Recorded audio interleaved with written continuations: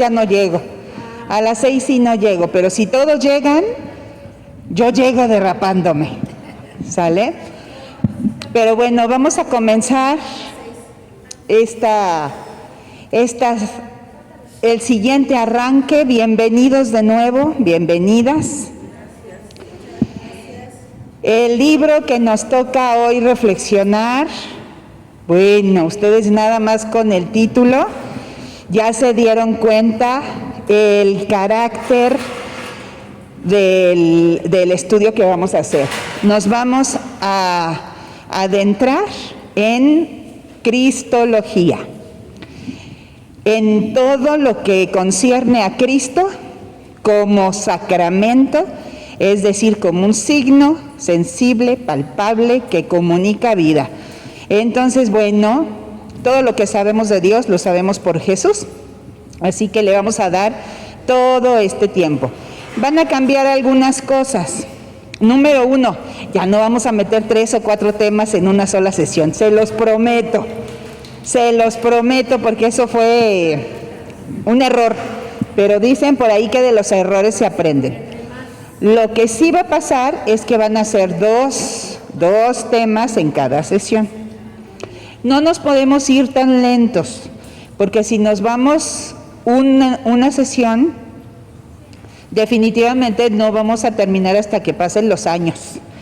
Y los años pasan, la rodilla se siente en la cadera y todo, y no, necesitamos apurarnos para pues empezar a trabajar con otras generaciones, ¿verdad? Y para ya ir preparando un trabajo de misión con mucha sustancia. Entonces necesitamos también agilizar nuestra preparación.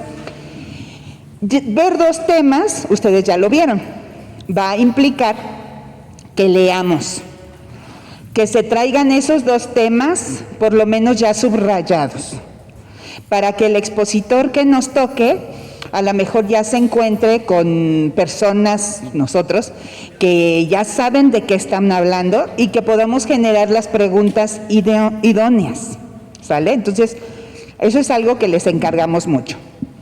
Otro, ustedes vieron que en el llamados las tareas fueron totalmente libres.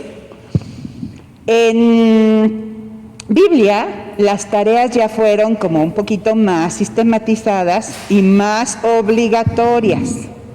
Bueno, pues ya llegamos a Cristología, en donde solamente con este formatito nos van a entregar tareas. Entonces, quienes llegaron aquí hoy se llevan este formatito. Los que no llegaron aquí y no tienen este formatito, tienen que hablar conmigo. Padre, no se me vaya, no se me vaya. ¿Sale? Entonces, en esta sesión, incluso, por favor, vamos a pretender que seamos muy concretos para responder estas hojas. No va a ser, en ninguna tarea les vamos a mandar 2 hojas, ninguna, solamente va a ser una. Por lo tanto, están fáciles y sustanciosas a la vez. Entonces, no les van a quitar mucho tiempo, pero sí hay que brindárselo, ¿sale? Incluso aquí, este papelito lo vamos a desprender para que ahí quien reciba las tareas les firme de recibido, ¿sale? Y bueno, hay espacios muy pequeños en la hoja. Hay que respetar, si es pequeño es porque tu pregunta, más bien tu respuesta debe de ser muy concreta, ¿sale? Hay que respetar el espacio. Si dices, híjole, no, yo quiero ponerle más, bueno, ya lo pones atrás. Pero tratemos de ser muy, muy concretos en la entrega de tareas, ¿vale? Así que bueno, nuevamente bienvenidos, bienvenidas. Pretendemos que este curso nos ayude a entender cada vez mejor la persona de Jesús, cada vez mejor la presencia de Jesús en nuestras vidas y poderlo comunicar a los demás, que finalmente ese es nuestro trabajo, ¿sale? Seguimos siendo un grupo integrado por varias parroquias. Los sacerdotes nos han insistido mucho, por favor, que esas personas que se estén formando, que no dejen de participar aquí en la parroquia, ¿no? Y ese es algo muy importante, que todos sí nos formemos, nos sintamos interpelados por Dios por medio de estos cursos, pero sin dejar de darle la prioridad a tu servicio que tienes en parroquia. Eso es algo muy importante. Este curso nos ayuda para fortalecernos, pero lo básico es pertenecer y servir a la parroquia de donde venimos, ¿sale? Entonces, pues bienvenidos. Ah, ya se me fue el padre. ¿Y ahí viene? Ah, ¿qué pasó, Alex? ¿Esta hoja no la van a dar por cada lección o hay que sacarle copias? No, yo te voy a dar, hoy te voy a dar la primera. Viene la lección 1 y la lección 2, ¿sale? Llénenla por completo. Viene tu nombre, acá va a venir el nombre de quien te recibe. Entonces vendrá, cuando yo reciba, Estrella Cardoso y mi firma, ¿sale? Muy bien. Pues muchas gracias. Si gusta Elba, por favor, a empezar con la oración inicial, en lo que llega nuestro expositor, que ya estaba aquí y dijo... Pues nuevamente, gracias Padre Eterno por convocarnos a otro curso. Gracias Padre, porque tú quieres que todos los hombres se salven y lleguen al conocimiento de la verdad.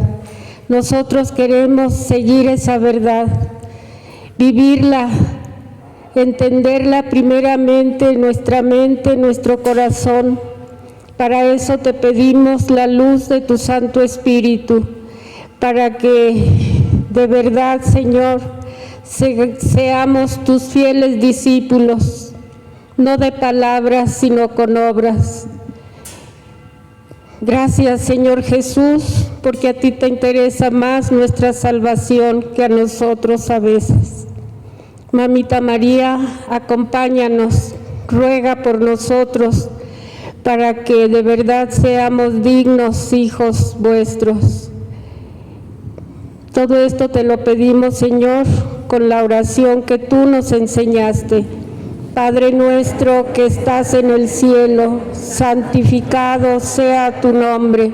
Venga a nosotros tu reino, hágase tu voluntad en la tierra como en el cielo.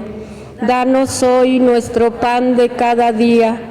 Perdona nuestras ofensas, como también nosotros perdonamos a los que nos ofenden. No nos dejes caer en tentación y líbranos del mal. Amén. Mamita María, ruega por nosotros. Dios te salve María, llena eres de gracia, el Señor es contigo. Bendita eres entre todas las mujeres y bendito el fruto de tu vientre Jesús.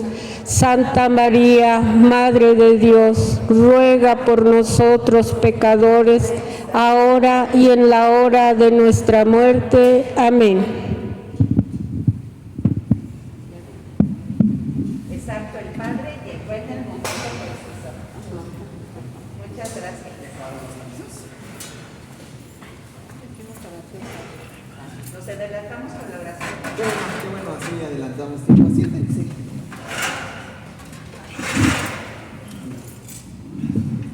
¿No eran más los leprosos? Es que como cambiamos el horario de nada más llegó uno. Sí, ¿verdad? Bueno, vamos a comenzar. Al iniciar el estudio de la cristología, es necesario conocer en un primer momento cómo es que se da la situación histórica y el contexto histórico de Jesús. Es decir, la teología divide el Cristo histórico del Cristo de la fe. Obviamente no son cosas diferentes, ¿no? Pero sí es necesario distinguir entre el Cristo histórico y el Cristo de la fe. ¿Por qué? El Cristo de la fe es lo que nosotros abordamos propiamente en nuestra síntesis teológica, ¿no? Es decir, Cristo para nosotros es el Redentor, es el Hijo del Padre, todas estas cuestiones ya más profundas que más adelante vamos a ver, pero también hay que tener en cuenta que Cristo no está ajeno a la situación histórica de su contexto, es decir, Cristo nace en un contexto particular, Cristo es judío, Cristo se adhiere a la ley judía, ustedes recuerden, es circuncidado en el 8º día, se le pone un nombre. ¿Qué pasaba en el tiempo de Jesús políticamente, sociológicamente? Entonces será esto en lo que iremos entrando en este primer momento de nuestro estudio. Tenemos como iluminación los dos momentos de Lucas capítulo 2, versículos del 1 al 2, y Lucas capítulo 3, versículos 1 y 2. Lucas es por excelencia el encargado de mostrar la infancia la vida propiamente de Jesús en los tiempos iniciales. Ustedes han de recordar que por la tradición entendemos que Lucas tuvo audiencias muy cercanas con la Virgen María, ¿no? Se cree que Lucas constantemente iba y platicaba con la Virgen María. Entonces, de esto que la Virgen María le contaba es que él plasmará después el mensaje del Evangelio, ¿no? Por eso es que Lucas es muy puntual en aspectos que los otros evangelistas no tienen, ¿no? En esto. Dice el primer apartado, nos narra cómo tal está haciéndose el censo. Ahí lo tienen en su librito en la página 9, arriba en el cuadrito donde dice la palabra. Si alguien me ayuda a leer. ¿Quién me ayuda a leer primero? Sí. En aquellos días el emperador Augusto promulgó un decreto ordenado que se hiciera el censo de los habitantes del imperio. Este censo fue el primero que se hizo durante el mandato de Quirino, gobernador de Siria. Evangelio de Lucas 2, del 1 y 2.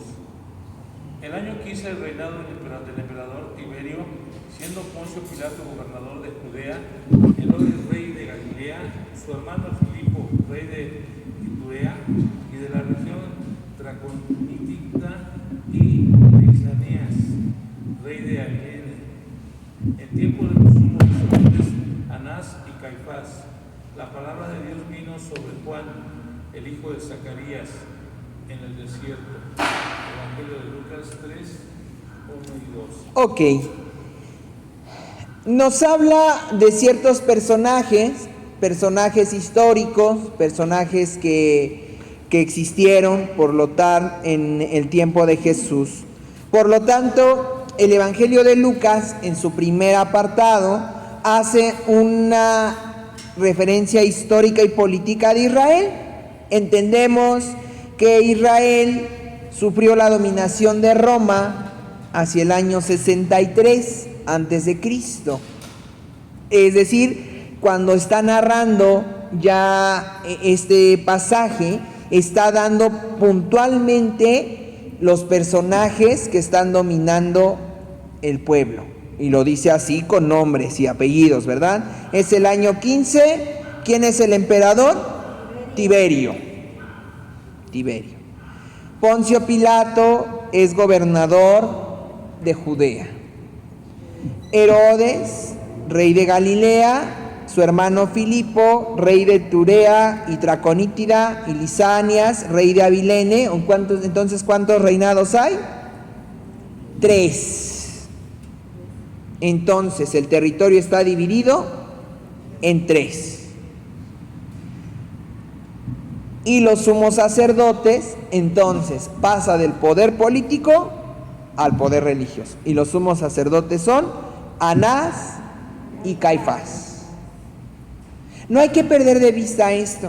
Si nosotros vamos a los libros de historia, podríamos entender un poco más de la cuestión política. Entendemos que en este contexto, la situación del pueblo de Israel es una situación sumamente desoladora, ¿no? Los impuestos están aplastando a los pobres, ¿verdad?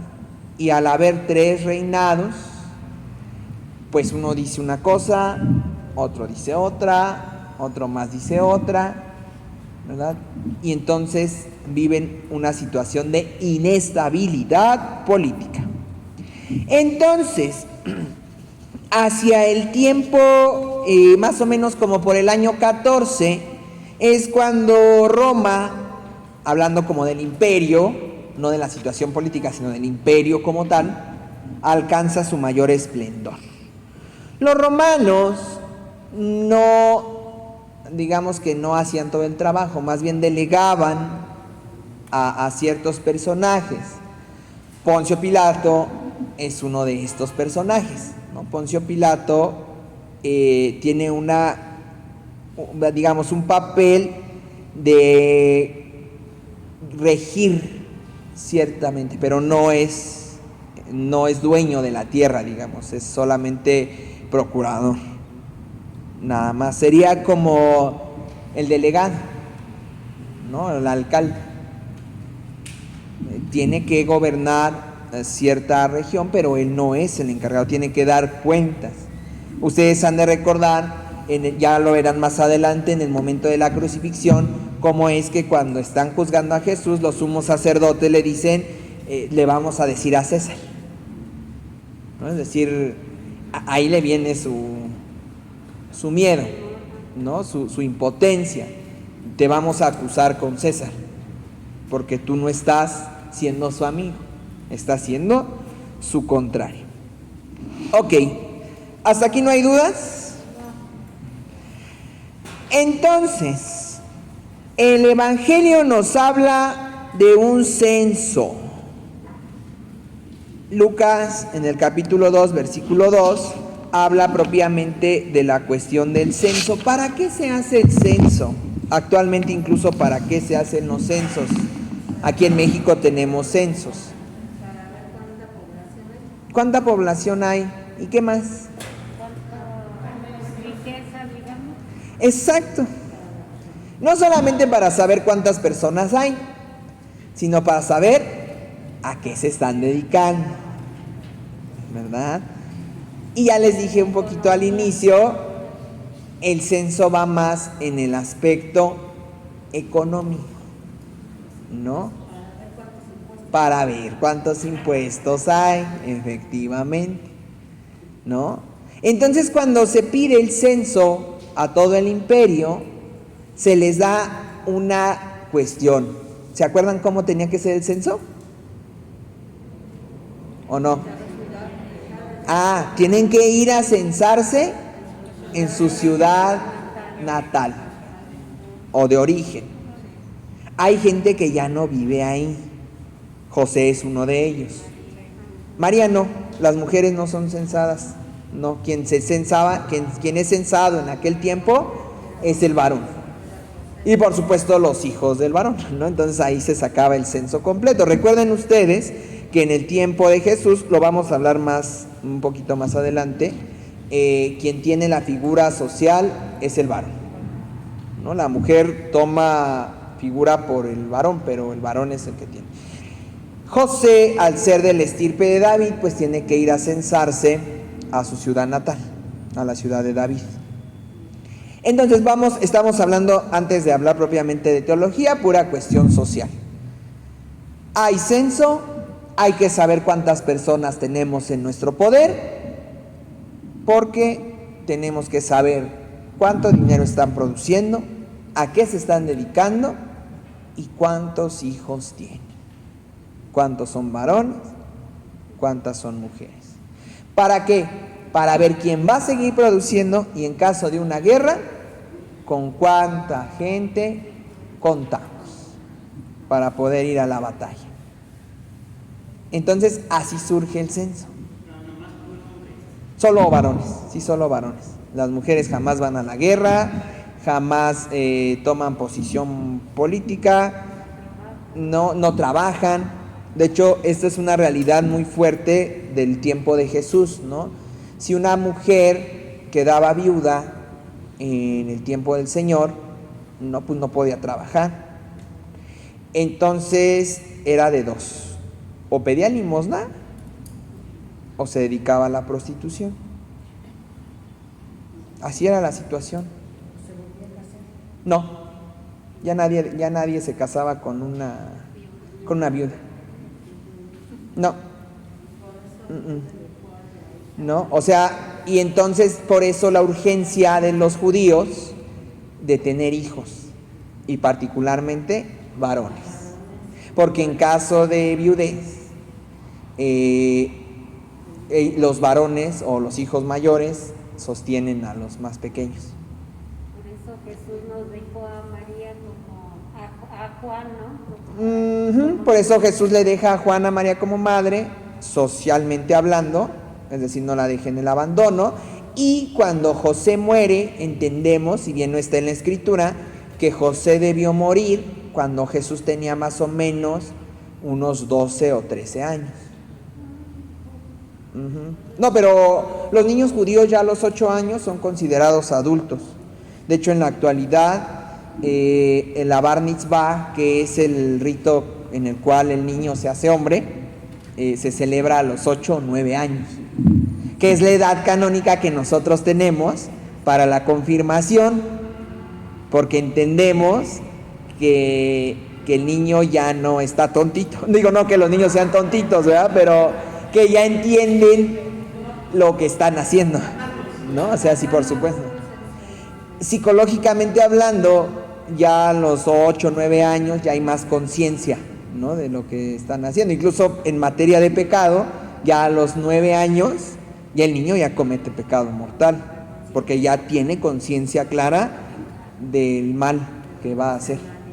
Cuando van a Jerusalén, Jesús, María y José, y que se pierde, el que se queda, Jesús tenía 12 años. 12 años. Después de ahí, ¿cómo dicen? Su No, más bien ahí Jesús muestra como que está aprendiendo, ¿no? Como que sí le está girando la ardilla. Sí, por supuesto. Iba José, por eso entendemos que José debió haber muerto después de este pasaje.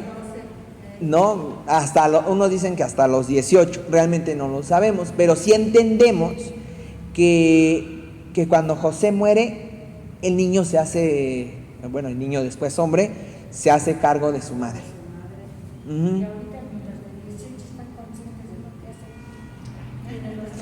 Más adelante el libro es muy interesante porque nos pregunta cómo es la realidad actual, ¿verdad? Pero bueno, ahorita estamos hablando de Jesús. Ok, Palestina es una colonia romana, ya lo entendemos. Jesús pertenece a la jurisdicción de Roma. Administrativamente están unidos a Roma, pero entendemos que la conciencia de Israel está puesta sí en Roma, pero ante todo en el Sanedrín. Es decir, Israel es un pueblo que tiene como referencia al templo de Jerusalén, ¿no? Ese es su referente, Jerusalén, el templo. Y por supuesto, como ley, pues la ley del Sanedrín, así como nosotros tenemos al Santo Padre, el Papa Francisco, ¿verdad? Así Israel tiene la autoridad religiosa, que en este caso, ¿quiénes son? ¿Quiénes? Ya nos los dijo la Escritura. Anás y Caifás, ¿verdad? Entonces, de hecho son llamados pontífices, ¿verdad? Es la cabeza religiosa del pueblo de Israel. Así como nosotros llamamos al Papa sumo pontífice, ¿verdad? Pontífice hace referencia a puente entre Dios y los hombres, ¿verdad? Para el pueblo de Israel son estos personajes. Cuando se rompe la antigua alianza y se inaugura la nueva, ya el puente antiguo ya no sirve, ¿verdad? Viene una nueva historia, pero no hablemos de eso todavía. Ok, entonces Palestina está dividida en varios territorios, gobernados por los sucesores de Herodes el Grande, con la supervisión de un gobernador romano, Esto ya nos quedó bien claro, ¿verdad? Entonces, si quisiéramos ponerlo como en un mapa, al sur está Judea, al norte está Galilea, Cafarnaúm y el lago de Tiberíades, al centro está Samaria y del otro lado del río está Jordán y el desierto. Tierra Santa, lo que hoy llamamos Tierra Santa, es un territorio no muy amplio, o sea, se puede recorrer en pocos días. Sí tiene muchos espacios, ¿verdad?, que se pueden visitar esto, pero no es así un territorio como la Ciudad de México. O sea, la Ciudad de México es un monstruo, ¿no? Este es un territorio más pequeño, ¿no? Un poquito, sería como unas 2 alcaldías, más o menos, 2 o 3 alcaldías. Sería un buen experimento poner un mapa sobre nuestra Ciudad de México, a ver qué territorio abarca. Entonces, cuando Jesús nace, el emperador es César Augusto, y por parte de los judíos, Herodes I el Grande, pues es el que está gobernando el territorio donde Jesús nació. Años más tarde, Herodes Antipas será quien gobierne en nombre de su padre Herodes el Grande. De hecho, entendemos que Herodes Antipas será el que lleve el que comience la perdición del reinado de este pueblo, con los excesos, ¿verdad?, y los despilfarros. 3 ciudades importantes entonces en la vida de Jesús puede ser Nazaret, Cafarnaúm y Jerusalén. En Nazaret transcurre su primera etapa de su vida, es decir, Jesús nace y crece ahí.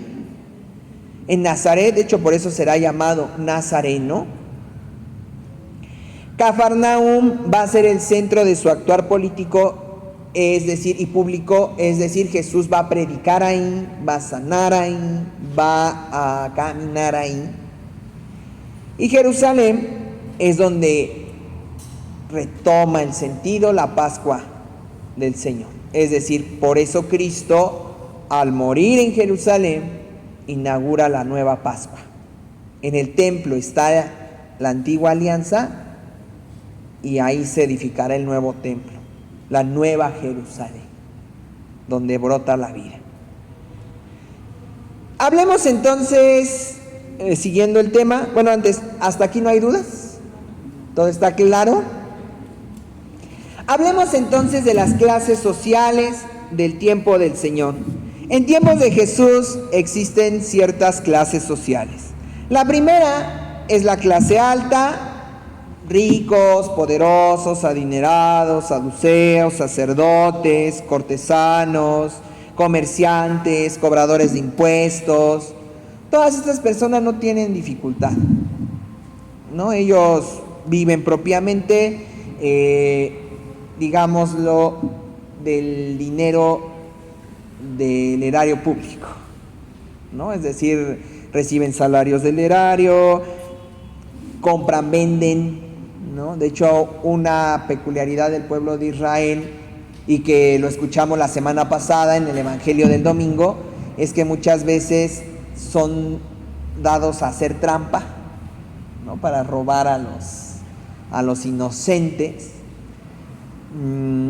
Y de hecho, no todos, porque esto sería generalizar, pero muchos judíos son muy dados y ávidos a los negocios. Váyanse un día a Polanco y vean qué tiendotas tienen, ¿no? O sea, no es solo de judíos, pero particularmente, y incluso se hacen bromas de eso, los judíos son muy dados al dinero y les salen muy bien los negocios. Y tienen muchos negocios. Entonces, esto es como muy propio de esa cultura. Aquí a veces somos más como conformistas, ¿no? Como que nuestra cultura es más así de, ay, pues eso, pues así, ¿no? Y ya, hay que se quede, ¿no? Como salga, o ay, mientras menos yo trabaje, mejor, ¿verdad? Y esa cultura es diferente, ¿no? Eso sí es real, esa cultura es totalmente, dicen por ahí, negrera, ¿verdad? O sea, porque los obligan a descansar en sábado. ¿no? Porque si no, venderían el sábado y todo, ¿no? En Polanco sí.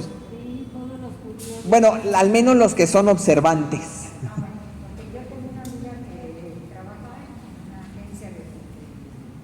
Ajá. Ah, bueno, no, pero ellos no trabajan. Trabajarán los empleados. Ajá, pero ellos no. Ah, hay quien sí, hay quien aunque sea observante, sí trabaja. Y hay quien como nosotros, ¿no? Que, ay, pues qué bueno que es el sábado, pero este día yo vendo más, ¿verdad? No como nosotros, a veces dicen, ay, es domingo. Ay, pues qué chido, ¿no? Pero pues yo, pues así. Pero bueno, al menos es una peculiaridad de este sector. Después viene la clase media, formada por pequeños comerciantes, artesanos y obreros independientes, ¿no? Y después viene la clase baja, la cual es gran población judía, menesterosos, faltos de trabajo y faltos de ocupación. Entendemos que Jesús está entre la clase media y baja, ¿no? O sea, Jesús no es medio, pero tampoco es bajo. José sí tiene un oficio y es independiente, ¿no? Más bien entendemos que la pobreza de la Sagrada Familia radica en que no es un trabajo muy socorrido, ¿no? No es como hoy que Gisela hace sillas de cedro puro para que yo me siente, ¿verdad? No.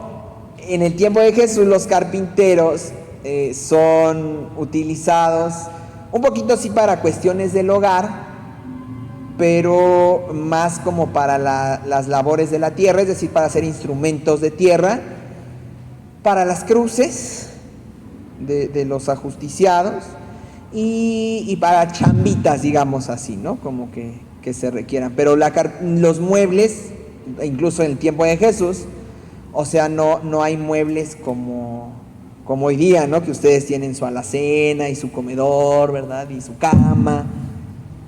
No. Entonces realmente entendemos que por eso la Sagrada Familia es precaria, ¿no? O sea, sí tienen ingresos, pero tampoco ese es mucho el trabajo, ¿no? Al menos en este rubro. ¿Cuál sería el mejor trabajo? Pues podría ser un poquito la cuestión de las tierras. O sea, quien tiene tierras es de la clase alta, ¿no? ¿Por qué? Porque siembran, cosechan, venden, tienen trabajadores, ¿no? Guardan en graneros, etcétera, ¿no? O sea, ese sería un negocio muy, muy rentable. Otro negocio sumamente rentable, visto así, pues es el negocio de la usura, ¿no? Poder comprar, vender, traer, truequear y cosas así, ¿no? Que se daba mucho en el tiempo de Jesús, ¿no? Y otra cuestión así fuerte también era la cuestión de los mercaderes, ¿no? Ustedes acuérdense las grandes sumas de dinero que tienen los mercaderes del templo, ¿no? O sea, eso es fabuloso porque ¿qué hacían los mercaderes de los templos? Compraban animales o criaban animales y los vendían o los cambiaban por animales buenos, por otros que estaban más flacuchos y enfermos, pero puros. Entonces, el que tú traes no está puro, te lo voy a cambiar por el que sí está, nomás para que veas que te quiero de marchante, ¿verdad? Y después vendían esos animales y bueno, esto era un negocio bueno en el tiempo de Jesús. Galilea es la región más rica de Palestina. Su economía estaba basada, como ya les he dicho, en la agricultura y la ganadería. Además, tienen abundancia de pescado. Esto es, ¿no? Donde está el lago de Galilea, hay muchísimo pez, tanto para comer como para vender, ¿no? Acuérdense ustedes que los judíos no comen la sangre de animales estrangulados, ¿verdad? No comen cerdo. Entonces, ¿qué es lo que los judíos comen? Pescado, ¿no? Este es como el alimento por excelencia. Y por supuesto la leche, ¿no? La leche de las vaquitas. Esto es un alimento también por excelencia. Hay una escena muy curiosa en la película del Nacimiento. Está tomada de un evangelio apócrifo donde la Virgen María, cuando es una jovencita, anda de casa en casa vendiendo queso, ¿no? Entonces va con las vecinas así, les ofrece queso porque su mamá hace quesos. Obviamente esto canónicamente no está comprobado, pero hay un evangelio apócrifo donde dice que la familia de María se dedicaba a los productos de la leche. O sea, en sí no dice que hacían queso, ¿no? Sino a cuestiones de la leche. Podemos entender a vender leche o lácteos, ¿no? Pero bueno, ahí le pusieron el que vendía los volcanes, ¿verdad? Entonces, esta es la situación política de Judea y de Jerusalén.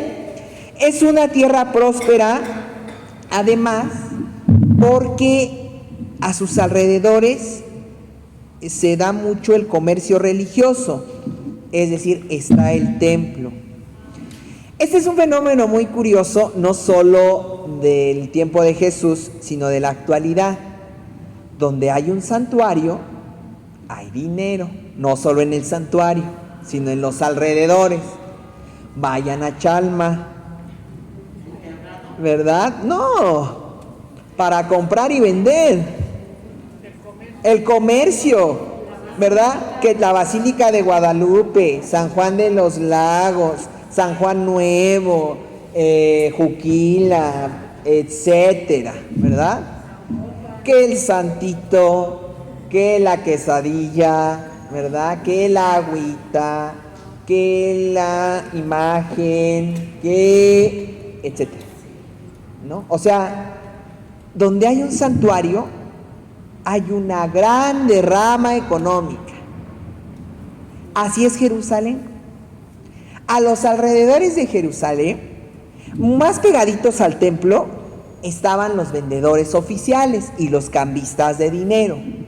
¿Por qué? Porque para llegar al templo no se puede llegar con el dinero civil. ¿Por qué? Porque el dinero civil tiene la imagen de César. Las monedas tienen la imagen del César, y al tener la imagen de alguien social, quedan impuras. Entonces, ¿qué hay que hacer? Hay que cambiarlo por dinero del templo. Entonces tú llegas a la mesita del cambio, das 20 pesos y te dan 5 pesos del templo. Entonces, sí, o sea, así funcionaba. Además era buen negocio. Por supuesto, por supuesto. Es un muy buen negocio. Después están los vendedores de animales puros, como ya les dije, ¿no? Que venden ovejas, palomas, corderos, toros, etcétera, para el sacrificio. Y más afuera del templo, a las orillas, ya fuera de los umbrales del templo, están los vendedores de cositas. Es decir, había, como en la Basílica de Guadalupe, ¿verdad? Comida, bebida, sandalias, cosas para que la gente que peregrinaba, pues pudiera comprarlas.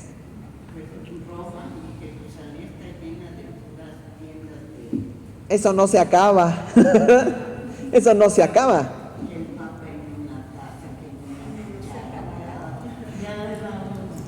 Ya iba uno a comprar, ¿no? Y además se ve bien bonita, ¿no? Yo hoy tengo en mi cabecera un Cristo que me trajeron de Jerusalén. Para recordar. Entonces, esta es la economía de Judea y de Jerusalén. Jerusalén significa morada de la paz. Vuelvo a recordar, a lo mejor he sido muy insistente en esto. En Jerusalén está el templo. Ahí Salomón construyó el templo de Dios, y ahí los judíos peregrinaban 3 veces al año. 3 veces. Hoy día al menos una vez al año, los judíos observantes tienen que ir a lo que queda del templo de Jerusalén, que es llamado el Muro de las Lamentaciones, ¿no? Ajá, con las oraciones, exactamente, ¿no? De hecho, acuérdense que Jesús, estos moscos están bien bravos, ¿no? Ni los fariseos se le aventaban hacia el Señor. Jesús predice en una de sus enseñanzas, cuando está viendo la grandeza votiva del templo, que no va a quedar piedra sobre piedra de él. Jesús dice: todo lo que ustedes ven aquí será destruido. Narran los historiadores que el templo de Jerusalén era una joya viviente, es decir, era tanta la ofrenda votiva que la gente llevaba al templo que después ya no se podía almacenar. Entonces los sacerdotes lo que hicieron con el templo de Jerusalén fue forrar sus columnas y sus almenas de... ¡Ay, ya me están comiendo!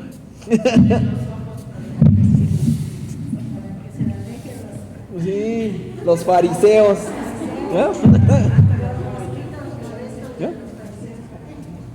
Ya.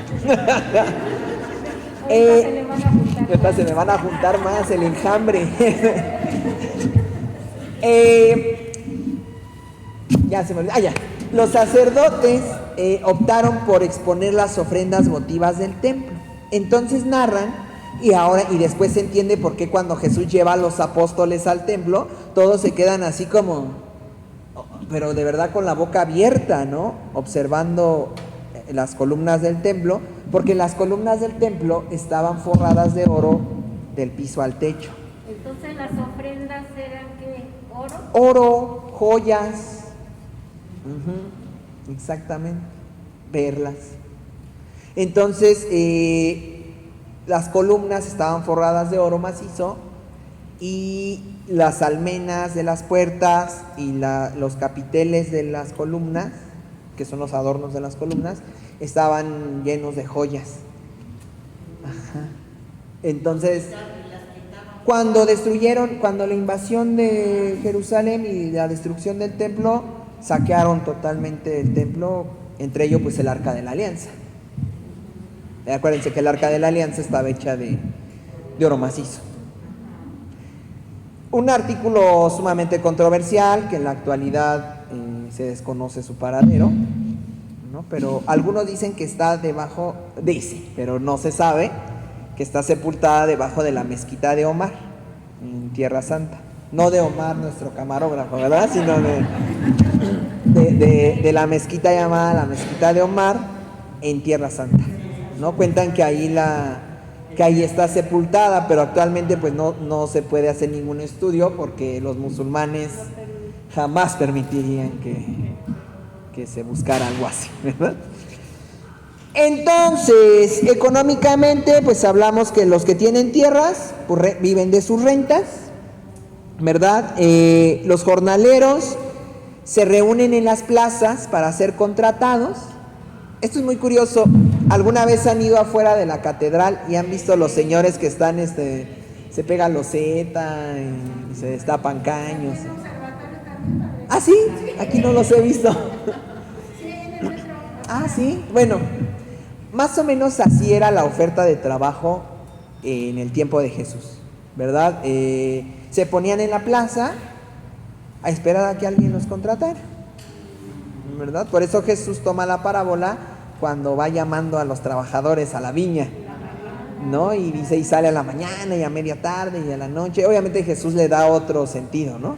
Porque el que quería, pues iba en la mañana y se llevaba a todos de un tajo, no estaba yendo y viniendo, ¿no? Entonces Jesús lo muestra así en otro sentido, pero bueno, los jornaleros así se contratan y se les paga un denario. Un denario era la moneda por una jornada completa y de ahí viene el término de sol a sol. Yo trabajo de sol a sol. Es decir, los jornaleros eran contratados al alborear el día, cuando el sol está saliendo, y se iban hasta que el sol se poniera. nada más, ¿verdad? No hay horas de descanso, ni horas de comida, ni seguro social, nada, ¿verdad? De sol a sol. Por un denario. No hay más. Actualmente un denario, híjole, yo creo que en dinero mexicano, no, un poquito más. Porque les alcanzaba muy bien para comer un día a una familia como de 6 o 7.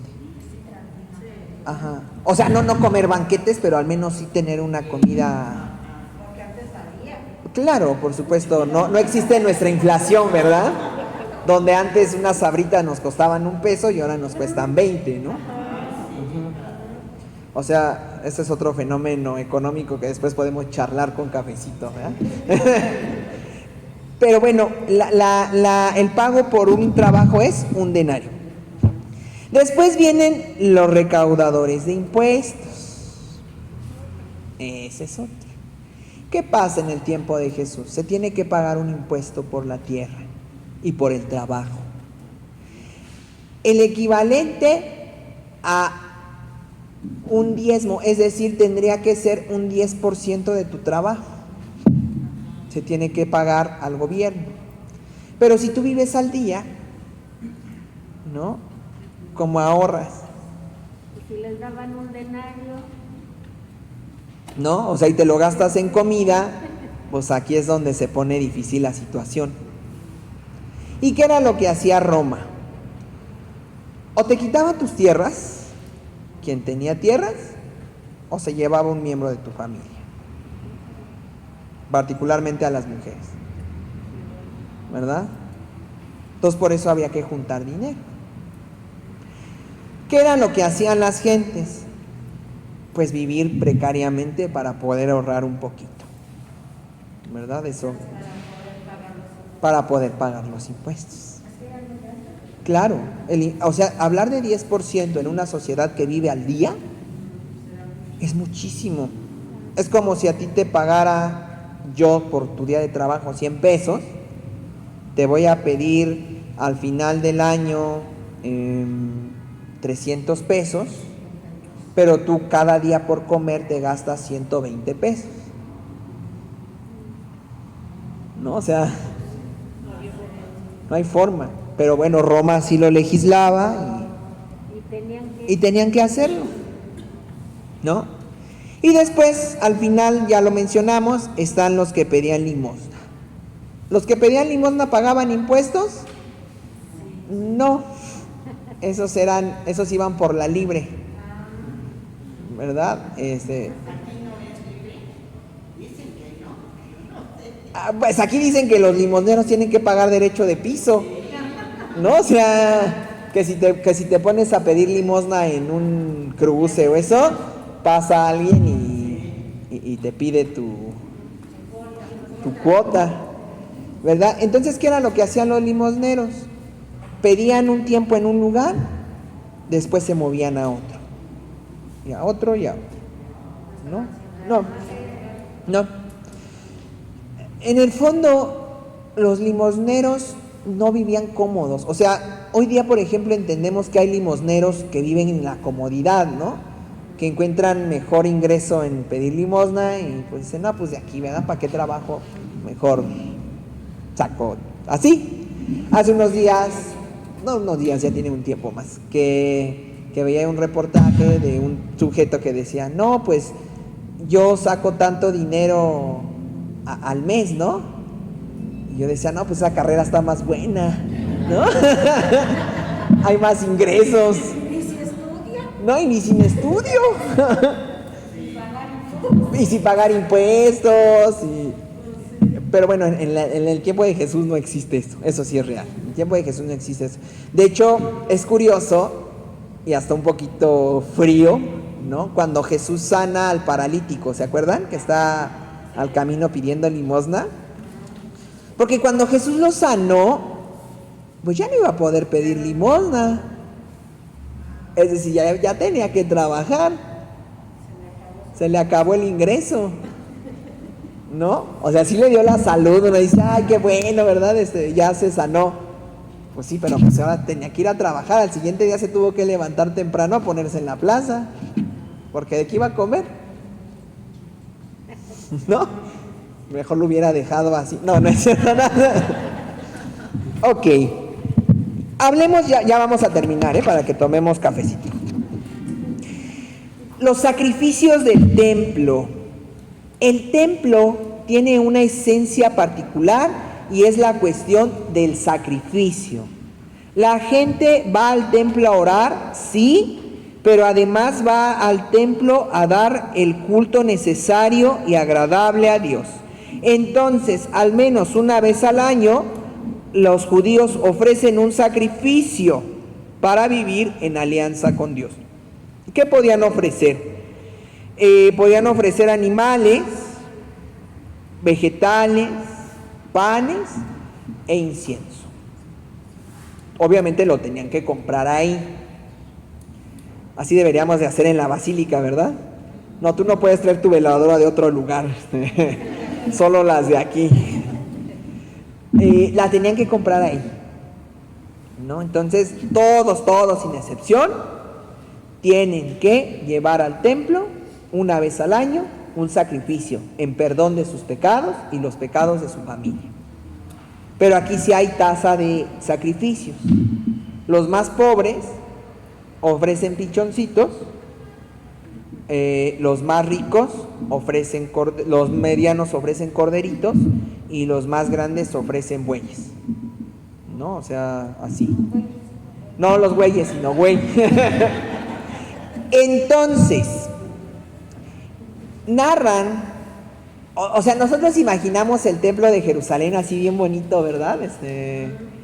Pero narran, y así debió ser, por lo que se narra de la cuestión de los sacrificios, que el templo de Jerusalén era una asquerosidad, de verdad, una verdadera podredumbre. ¿Por qué? Donde estaba, el templo de Jerusalén se divide en 3 partes, y podríamos decir que hasta 4, pero la cuarta no la contamos, ahorita les digo por qué.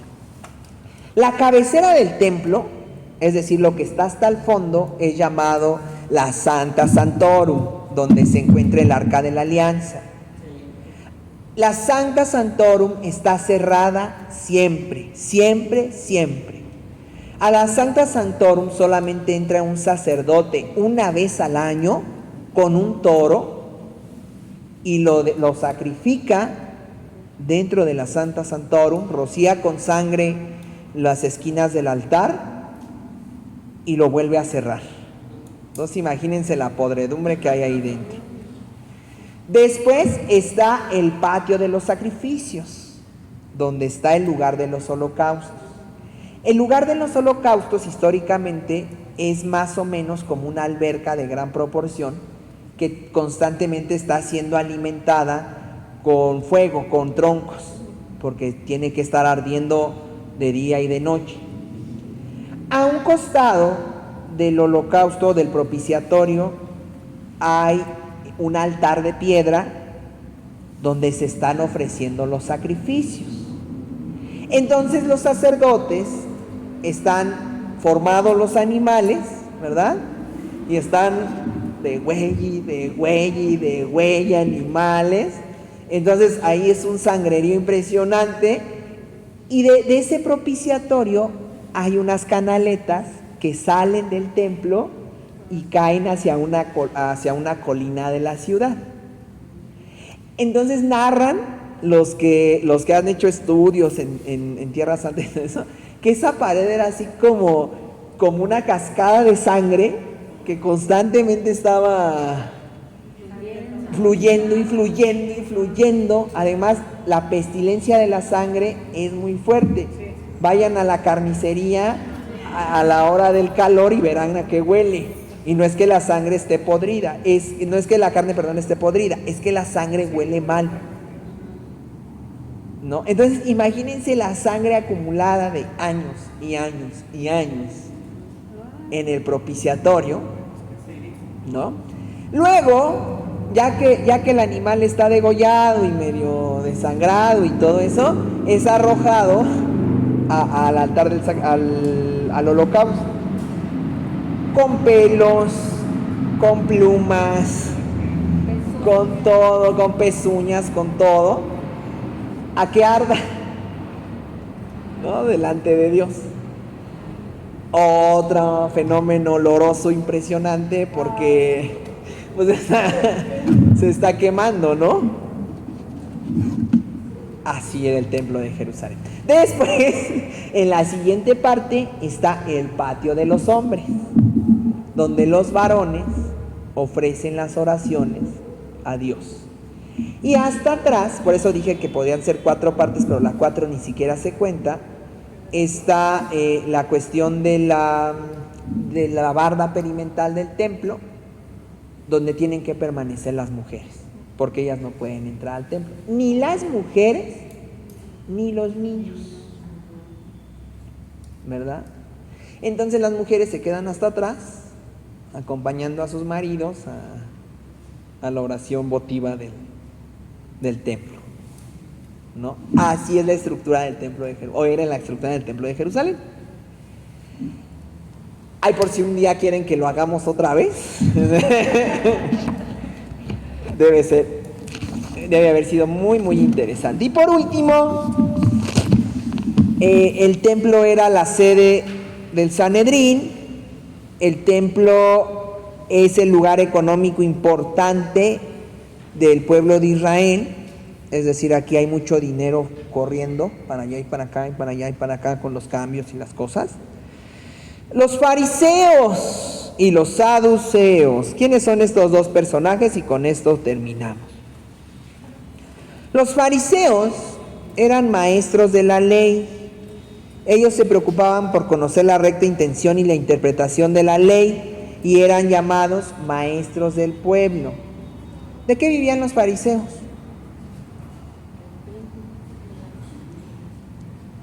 ¿De los impuestos? No. ¿De qué? No, pues la gente les daba su chesquito, ¿verdad? Sí. O sea, ellos vivían de la enseñanza. Y después los saduceos son clase sacerdotal. Los saduceos propiamente están al servicio del templo. De hecho, ustedes recuerden cuando el juicio de Jesús, que los sumos sacerdotes y los saduceos son los que están haciendo el juicio. Porque ellos propiamente... Técnicamente los saduceos eran como los sacristanes del templo de Jerusalén. No eran los que se dedicaban a ayudar a los sacrificios, a atender ahí a los sacerdotes y esas cosas, ¿no? Los saduceos no se retiraron a un grupo como al desierto para vivir más en comunión con Dios. No, los saduceos siempre están ligados al templo. Entonces, ¿quiénes fueron? Algo para estudiar. Había corrientes, sí, de penitentes. Uno de ellos pues es Juan el Bautista, por supuesto, ¿no? Que vivían en el desierto, pero no, los saduceos propiamente están unidos en el templo. Les digo, son como los sacristanes del templo de Jerusalén, ¿no? Entonces hay que entender a Jesús en este contexto. Jesús vivió en este contexto, le tocó ver este contexto. Jesús realiza como tal su misión en este contexto particular. Más adelante vamos a ver cómo es que el pueblo tiene una esperanza de liberación, ¿no? Pero ahorita quedémonos, hemos dado como un pincelado de la situación en la que Jesús nació, ¿no? ¿Qué pasaba a su alrededor? ¿Cómo era la economía? ¿Cómo era el poder social y político y religioso? Etcétera. ¿Dudas? No nos desviaron mucho del tema, sino imaginamos un poquito cómo fue la presentación de Jesús en el templo. No te... No nos desviamos mucho si nos imaginamos un poquito la presentación de Jesús en el templo. O sea, como dice que las mujeres tenían que estar a un lado, o sea, ¿cómo era Atrás.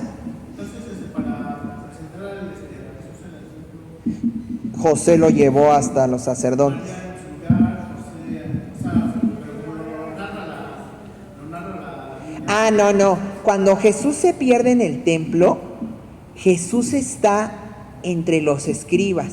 No, yo digo la presentación. La presentación dice las palabras de dice a Dios y dice. Pero no dice dónde están ubicados. O sea, entendemos geográficamente. No. O sea, acuérdate dónde vive la profetisa Ana, la hija de Fanuel. ¿En qué parte del templo? Abajo del templo, en una cueva del templo, afuera. De hecho, dicen los estudiosos, que esta profetisa debió haber estado viviendo debajo del puente que conectaba la ciudad con el templo. Ajá. Entonces, cuando Simeón va donde María, la escritura se dice mucho, y dirigiéndose a ella, no hace referencia a que volteó la cabeza, seguramente se dirigió hacia donde ella estaba y le dijo, ¿no? Una espada te atravesará el alma. Porque no podían entrar juntos. En los cuadros que vemos actualmente de la presentación de Jesús están los dos así muy bonitos, ¿verdad? No. Debió haber sido así. José lo lleva. María tal vez está cercana. Por los estudios que tenemos, las circuncisiones eran a un lado del propiciatorio, ¿no? Pero no tenemos el espacio geográfico real de donde era el momento de las circuncisiones. Si fuera así, María estuviera a una distancia, yo creo que como de aquí a donde está un Pau, más o menos, porque el ritual lo está realizando aquí el sacerdote y José, ¿no? Exactamente. Perdón, pero entonces en el momento de la presentación es cuando hacen la circuncisión, sí.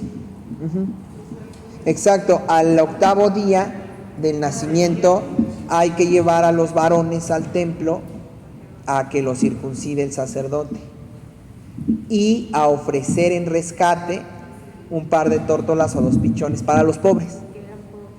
Ajá, exactamente. Entonces, de hecho también es curioso, ¿no? Como la cuestión de la circuncisión, a pesar de ser ritual, pues es una salvajada. Pues cuando peleaban, supuestamente cuando peleaban, los vecinos. Entonces, pues sí, pobre niño, ¿no? Sin anestesia y sin nada. No, pues sí. Pero, o sea, es el ritual judío que se conserva hasta hoy en día. Más bien el sacerdote tenía como el conocimiento, ¿no? Pero era en vivo y a todo color. De hecho, en la piedad antigua, antes del Concilio Vaticano II, cuando se reformaron las fiestas, existía la fiesta de la circuncisión del Señor, el 8 de enero. ¿8? En los días de enero, en los primeros días de enero. Y la oración decía que la primer sangre que Cristo derramó fue la de su circuncisión. Ajá. Sí, algo así muy interesante. Y aún en Tierra Santa hay una reliquia, bueno, un relicario hermoso que supuestamente conserva el santo prepucio de nuestro Señor. Yo lo dudo, pero pues ahí está, ¿no? Así es. ¿Alguna otra duda? Padre, yo quiero que me instruya en esto que no he entendido. ¿Por qué las cosas donde nació Jesús, su sepulcro, lo tienen los musulmanes? No todos. O sea, más bien. ¿Por qué todo eso lo tienen allá y nosotros no? O sea, los espacios físicos, por supuesto, pues están allá, ¿no? Y la cuestión fue, recuerda que Israel fue tomada en guerra, ¿no? Entonces muchos espacios fueron apropiados, ¿no? Por musulmanes, por judíos.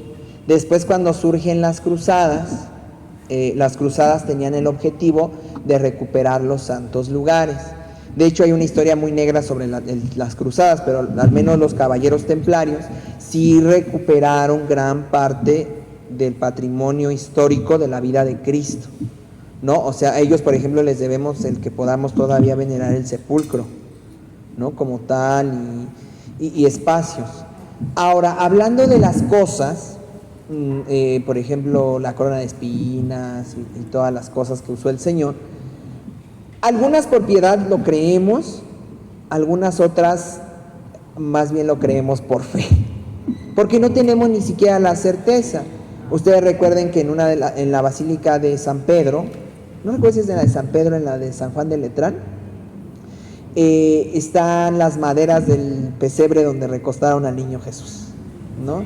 Y está el Santo Prepucio, y está el pañalito del niño Dios, y está la gruta de la leche de la Virgen, ¿no? Ajá, que porque le estaba amamantando y cayó leche y ahí en el piso está la mancha, ¿no? Donde no, por fe lo creemos, por realidad pues no lo sabemos.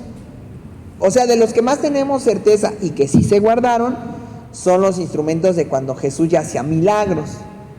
Porque cuando Jesús empezó a hacer milagros, y lo van a estudiar aquí, Jesús fue un hit en su tiempo, ¿no? O sea, por eso tenía tantos seguidores.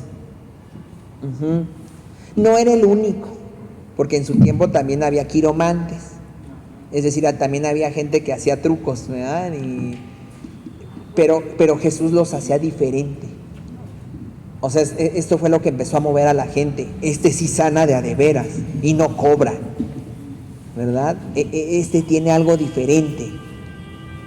Es más eso, ¿no? O sea, lugares que fueron tomados y lugares que ahora compartimos. Por ejemplo, el Santo Sepulcro, ¿no? Que no es solo para los cristianos romanos. También hay cristianos ortodoxos que lo comparten. También hay judíos que comparten el espacio. El Santo Sepulcro. Y es rápido, ¿no? No, y en Jerusalén hay muchísimos secretos, ¿no? No sé si, por ejemplo, lograron ver, si ustedes ya tuvieron oportunidad, que en el Santo Sepulcro, para poder pasar, uno se tiene que agachar, ¿no? No crean que esas puertas fueron hechas por devoción. Más bien fueron hechas porque en los tiempos de en los tiempos de guerra metían los caballos con todo y todo para tomar los lugares. Entonces por eso hicieron las puertas tan bajas para que no pudieran entrar. Sin caballo. Entonces así era pelea limpia, ¿no? A puño. Según donde nació Jesús en el pesebre, hay una estrella. hay una estrella donde uno mete la mano. Y uno mete la mano. Ajá, exacto, debajo del altar uno mete la mano y toca la piedra, ¿no? Eso también. Santos lugares, o sea que entendemos que los primeros cristianos sí veneraron, al menos en los lugares sí tenemos la certeza, porque repito, Lucas le preguntó a la Virgen y ella le dio razones, y por eso los primeros cristianos comenzaron a venerar los santos lugares. Entonces, en ese tiempo, todo lo que se llevaba en varios lugares, porque, por ejemplo, en Roma, fuimos a una iglesia y donde está instalado de la sangre. Sí, la escalera. Sí, se llevaron hasta la escalera. Está los maderos y los clavos hacia un lado. Y entra uno que lo veía sobre esos. Sí, la escalera del pretorio fue llevada a Roma, me parece que por el siglo XII o XIII. Pero literal arrancaron la escalera y se la llevaron. Sí, no, pues las reliquias fueron y lo siguen siendo. Son objetos de gran piedad.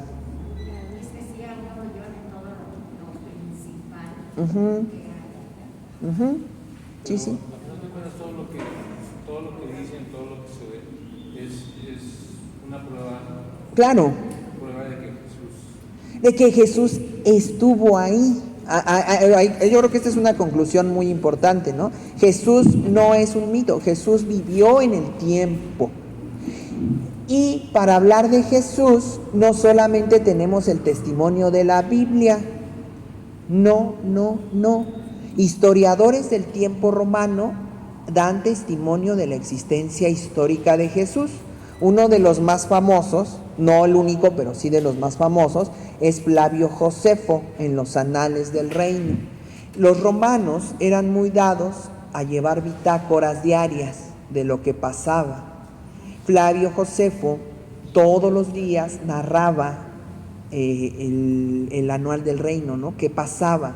Entonces, en 5 o 7 ocasiones narra la existencia de Jesús y los alborotos que Jesús hacía con sus milagros, y narra su crucifixión. ¿Era romano? Era romano, no era cristiano, no era creyente, nunca lo fue, ¿no? Cristo existió, por supuesto, ¿no? Cristo es histórico, no solamente es el Cristo de la fe. Pues vamos a tomar cafecito. Son las 7:45. ¿Les parece si retomamos a las 8? Sí.